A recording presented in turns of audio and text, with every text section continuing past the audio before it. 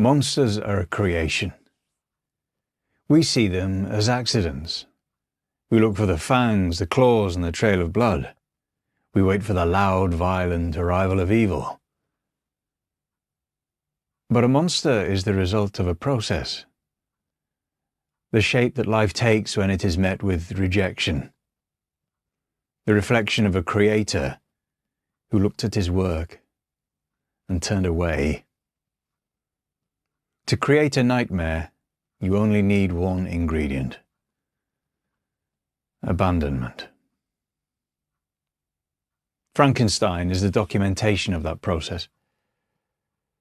If you too are met with rejection, check out Pantheon, our brand inspired by myths, legends and folklore. We ship worldwide and are rated excellent on Trustpilot. Link in the description.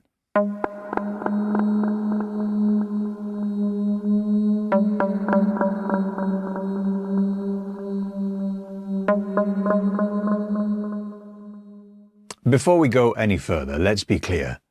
Frankenstein is the scientist, not the monster. The creature is never named, and that absence matters. Mary Shelley wrote Frankenstein in 1818. She was just 18 years old, grieving, isolated, watching the world turn cold around her. What she created was a myth dressed in science, driven by sorrow and shaped by one question. What happens when you create life and refuse to love it? Victor Frankenstein's downfall begins the moment he turns away from his work. Obsession drives him. His labor serves his ego, a pursuit of power disguised as knowledge. He isolates himself willingly, cutting off the world, retreating from connection, and burying himself in the remains of the dead. He scavenges through corpses, dissecting bodies in secret, stitching together a form to serve as a monument to his intellect. Every decision draws him further inward, away from humanity and deeper into the belief that creation is a prize that he can claim without cost. He succeeds. Victor animates the dead. He achieves what gods and devils have promised: life where there is none. But when the creature opens its eyes, Victor sees a mistake. He sees a reflection of everything he can't control, so he flees. The creature's very first experience is abandonment. The first face it sees is filled with terror. The first breath it takes is met with silence. It survives without guidance, without a name, without language, and without warmth. It possesses only the realization that the one who made him has already left. Victor withholds care, protection, and responsibility for the thing he has brought into the world. In doing so, he creates a void. The tragedy is the abandonment of a creation at the moment it needs him most. To view Frankenstein as a story about the dangers of science is a shallow reading. Creation is a relationship that requires presence, intention, and love. Without those things, what remains is empty, something wounded, something unfinished. And from that place, the creature begins to form an identity shaped by the absence that birthed it. That is the first cut. The cut that leaves the soul exposed. What Victor leaves behind survives without understanding. It wanders, alert and aimless, a vacancy in search of a shape. It remains indifferent to hunger, remains untouched by rage. It watches, waits. It studies a world that rejects its very existence. The creature observes humanity from the margins. It masters the mechanics of movement, the cadence of speech, the sanctuary of comfort. It hears laughter, witnesses grief. It masters language, memorizes patterns of kindness, and mimics them with surgical precision. It learns through observation and through longing. Frankenstein's monster finds shelter near a small cottage, home to a family living in quiet poverty. They love, share, play music. The creature listens to their stories, witnesses their suffering, and chooses to intervene. At night, it clears snow from the path, chops wood, and expects only silence. It hides, certain that its presence is a poison to everything fragile. Eventually, it chooses to reveal itself, approaches the one person capable of seeing past the surface. The old man is blind, immune to the face that others fear. The creature speaks, asks for friendship, asks for a place in the world, and for a moment is heard. Then the others return. They see the thing hiding in the walls of their home. They ignore its intent. They ignore its history with screams. They strike, destroying the only safety it has ever known. The family flees. The cottage is abandoned. The kindness the creature offered is burned. What Victor began, the world completes. This is the transformation. Rejection becomes a pattern, cruelty becomes a law. The creature ceases to wonder why it is feared and accepts that fear is its only inheritance. Identity is assigned. It learns what it is by watching how the world recoils. It is taught that it is a threat. It is taught that it is a mistake. It is taught that it must remain alone. Fear teaches it fear. Disgust teaches it shame. Hatred teaches how it must respond. This is a manufactured evolution. The slow, repeated violence of rejection. The moment when self-awareness becomes self-loathing. The creature begins as a void. It becomes a monster. It becomes a monster by reflecting what the world gives it. Victor built the body, but the world gave it a brand.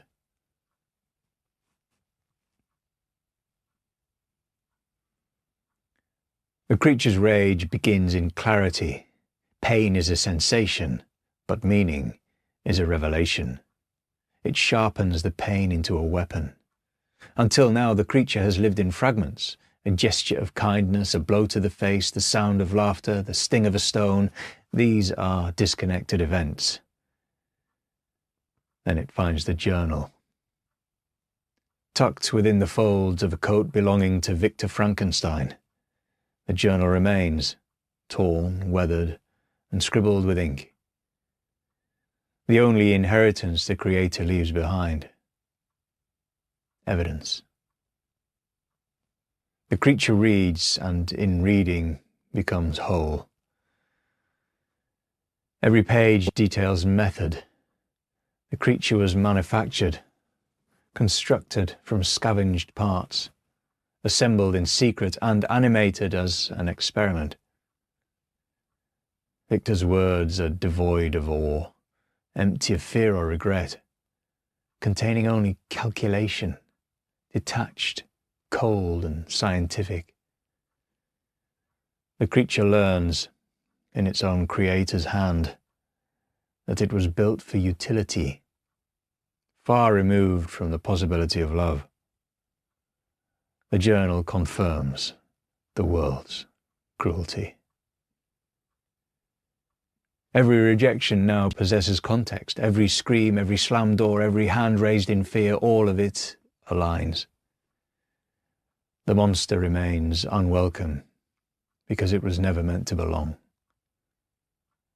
The product of a man who viewed it as unworthy of connection, a man who fled because he succeeded and lacked the courage to face his achievement. The creature looks inward. It identifies as something as other than a man or a son, an object built and abandoned.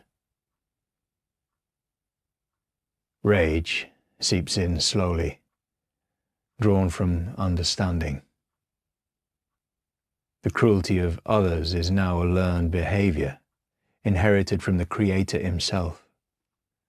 Truth handed down like a legacy. The creature reflects, and in that reflection, it's unbearable. There is no greater violence than the realization that one was never meant to be loved. Grief hardens into a decision. The desire for kindness is a fluttering flame, finally extinguished. The need to plead or perform vanishes. The world has delivered its judgment, and now the creature prepares to return it. This is the end of hope. Frankenstein's monster finally becomes what the world believed it to be. Frankenstein is a mirror held up to every story where creation outruns control. The monster exists as part of a lineage of beings shaped by hands that believed they knew what life should be. Prometheus stole fire from the gods and delivered it to mankind. This act of rebellion was fueled by hope, a desire to elevate the human condition. For this defiance, he was chained to a rock and sentenced to perpetual torment. Like Victor, Prometheus sought to grant forbidden power. Like Victor, he suffered for daring to act. Both discovered that fire, once stolen, consumes the thief. The golem, born of Jewish folklore, is a direct ancestor, formed from clay and animated with words. The golem exists to protect, yet its power exceeds its purpose.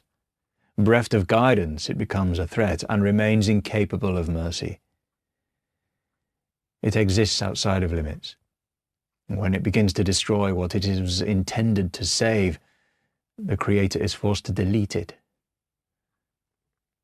That pattern remains absolute, an act of intention spiraling into unintended consequences.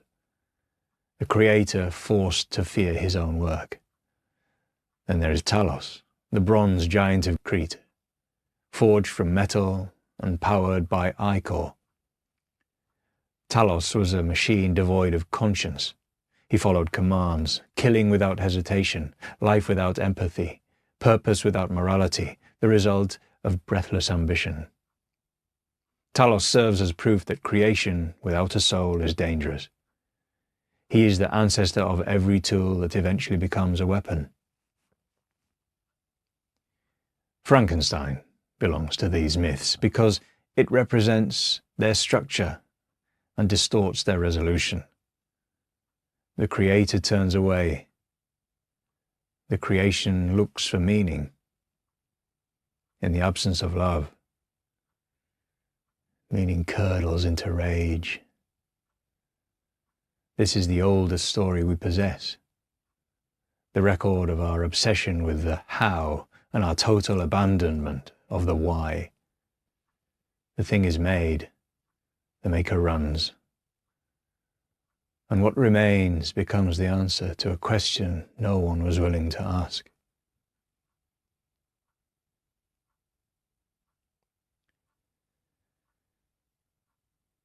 After everything, the creature still hopes. He seeks peace.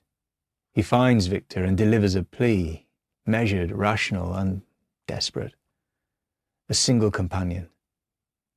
Someone to share his form, his pain, and his exile. A second being built from the same silence, and the monster promises a total departure from mankind. It offers to vanish into the frozen reaches of the earth, a ghost in the ice, bothering no one for the remainder of time.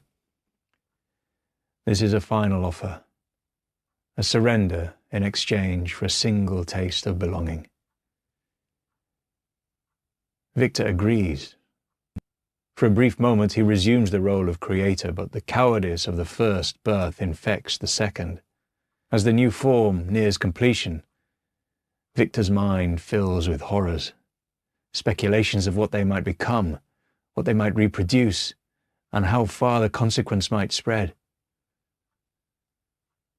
So Victor destroys the second creature, rips apart the future, leaving only wreckage in its place.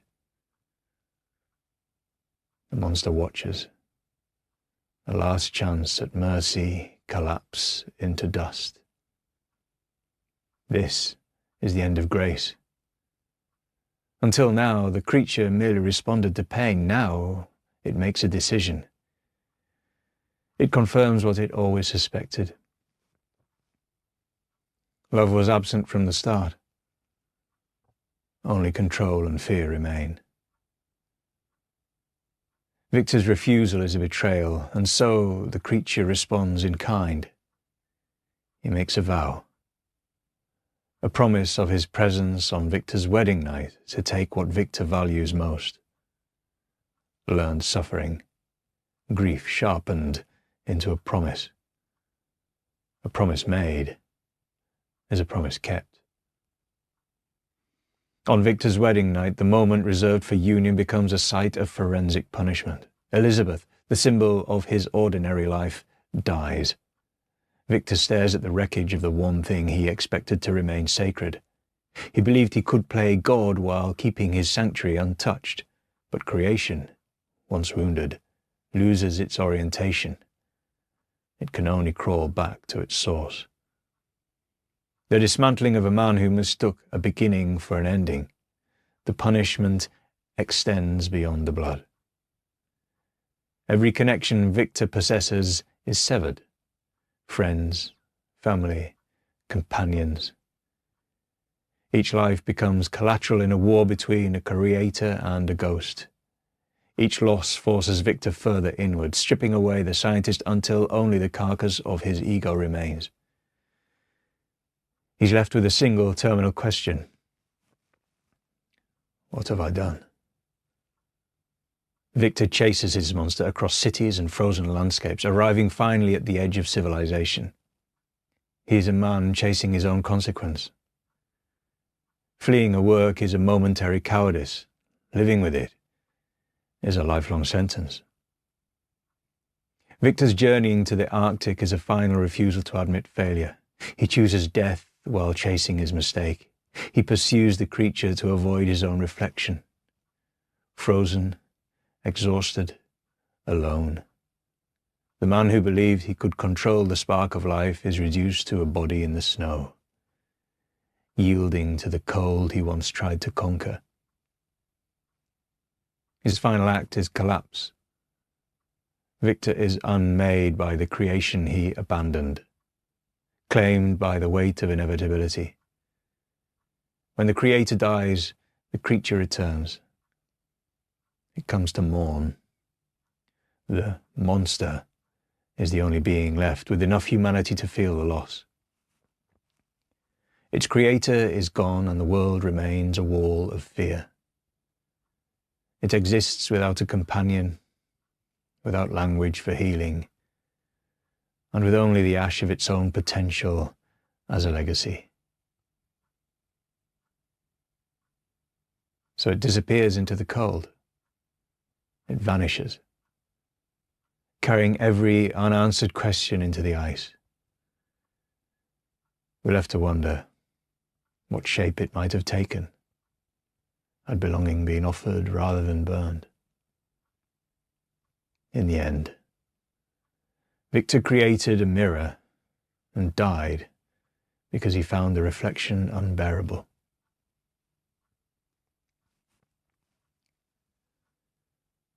Monstrosity is a craft, refined, patiently, painfully. First comes rejection, then neglect, then fear. When the world finishes its lessons, what remains is a figure sculpted entirely by what was denied. The creature is a vessel, and when love is withheld, the void fills the only thing left, the cold, heavy weight of its own existence. The ingredients are absolute.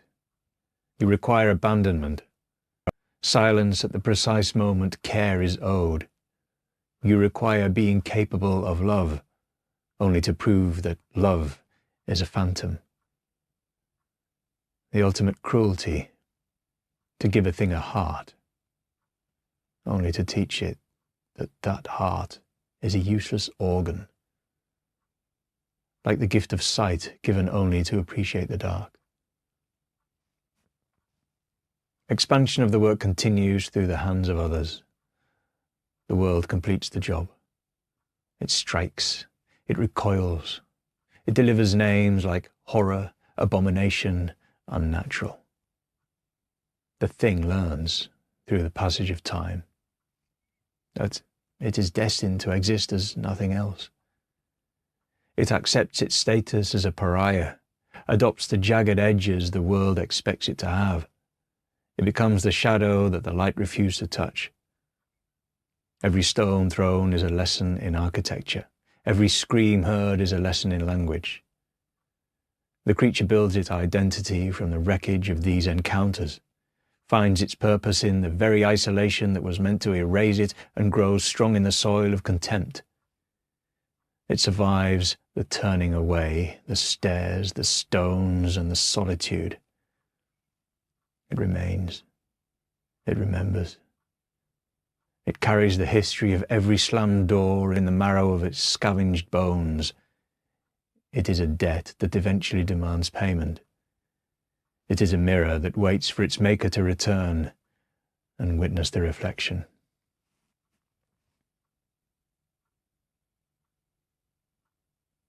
That is how you make a monster.